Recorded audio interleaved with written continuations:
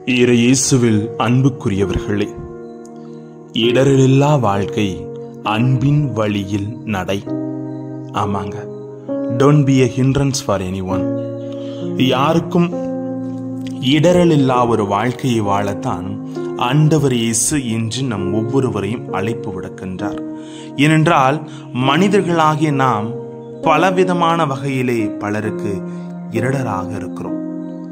மற்றவர்களுக்கு இடல் வராதபடி வாழுங்கள், எப்போதும் மன்னியுங்கள், சிறு நம்பிக்கையிலும் வல்லமையுடன் வாழுங்கள், வல்லமை உண்டு என்பதை நவீன முறையிலே இன்று நாமும் புரிந்து கொண்டு வாழ வேண்டும் என்ற ஒரு செயலாக்கத்தை தான் இன்றைய வார்த்தை நமக்கு சிந்திக்க அழைப்பு விடுக்கிறது.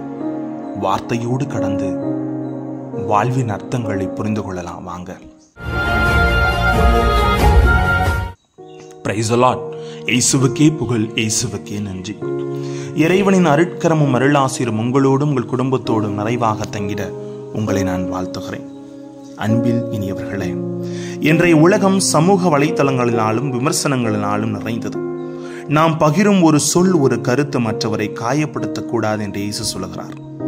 லூக்கா 17:2 அவர் எடுத்து கூறுகிறார், சிறியவர்களில் ஒருவனுக்கு கூட இருள் வராதபடி செய்வது மிகப்பெரிய பாவம்.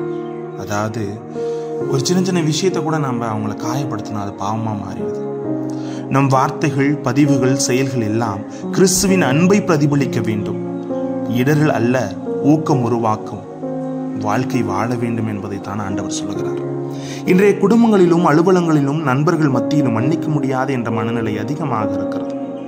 ஒரே நாளில் 7 முறை பாவம் செய்வது, 7 முறை வந்து மன்னிக்கும் என்றால் மன்னிக்கணும் அப்படின்னு தான் லூக்கா 17:4 சொல்லுகிறார்.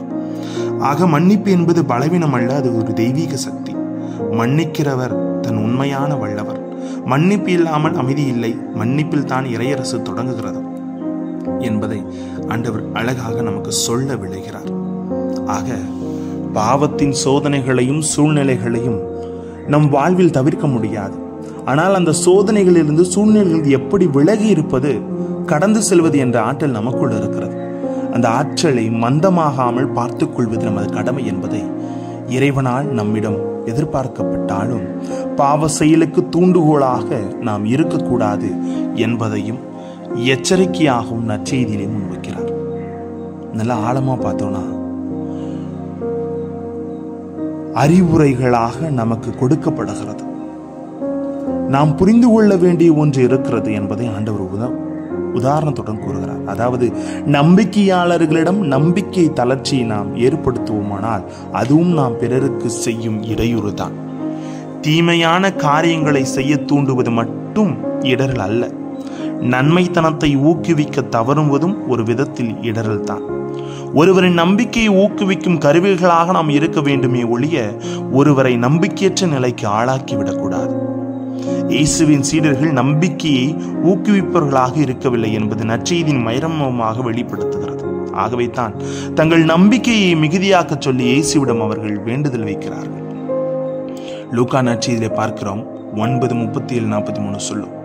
பேய் பிடித்த சிறுவனை பிணித்திருக்கும் நிகழ்வில் இயேசுவின் சீடர்களால் அவனை குணப்படுத்த முடியவில்லை என்று அந்த சிறுவனின் தந்தை இயேசுவிடம் உரையாடுகிறார்.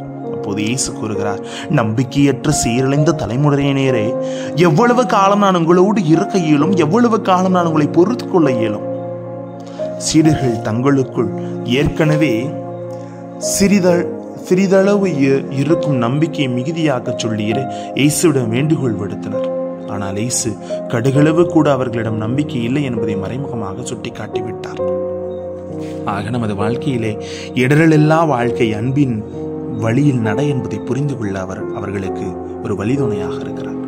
நம்பிக்கை என்பது அளவில் சிறியதிலிருந்து பெரிதாகும் ஒன்று அல்ல, மாறாக அது அளவற்றது, சுருங்கி விரியும் தன்மையற்றது. அது இறையருளால் நமக்குள் இருக்க வேண்டிய நிலை. அப்படி நமக்குள் இருந்தாலே போதும், அது பெரிய காரியங்களை நிகழ்த்தும் என்று இயேசு வெளிப்படுத்துகிறார். இப்படி அளவுகோலுக்கு உட்படாத நம்பிக்கை கூட இல்லாதவர்களாய் மற்றவர்களின் நம்பிக்கையை தளர்ச்சிக்கு காரணமாய் இருந்து விடக்கூடாது என்று சீடர்கள் மறைமுகமாக உணர்த்துகிறார். Be a candle, not a scandal என்று சொல்லுவார்கள்.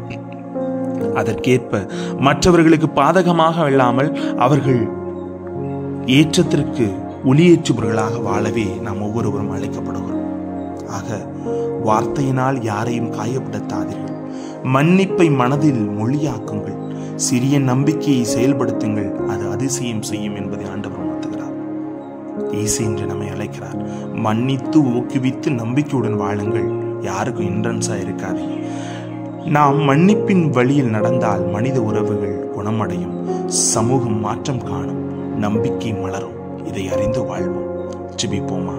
அன்பு இறைவா, எங்கள் வாழ்க்கையிலே நாங்கள் ஒருபோதும் பிறருக்கு இடரலாக இல்லாமல் அன்பின் வழியில் ஒருவர் இன்னொருவரை அழைத்து செல்லும் அமைப்பை எங்களுக்கு தாரும் ஆண்டவரே.